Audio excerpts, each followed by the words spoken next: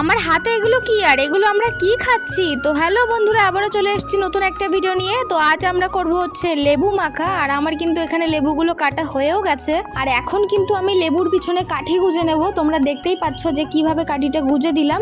আর এভাবেই কিন্তু লেবুটা খাবো আমরা।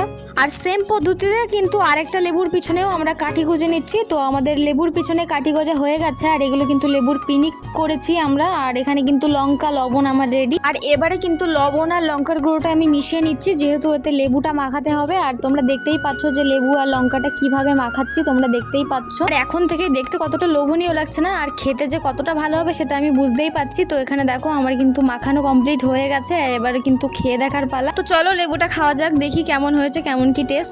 ভীষণ টক ছিল। আর কার কার জিভে জল আসছে অবশ্যই সেটা কমেন্টে বলো। আমি তো খেতেই পাচ্ছিলাম না, ভীষণ টক। আমার তো এখন ভয়েস দিতেই জিভে জল চলে আসছে। তোমাদের কার কার জিভে জল আসছে সেটাও কিন্তু বলো কমেন্টে। আর আমি কিন্তু একা খাইনি এগুলো, আমার সাথে বর্ষা আর আমার বোনও ছিল, তোমরা দেখতেই পাচ্ছ। আর ওদের রিয়াকশনটা দেখো শুধু।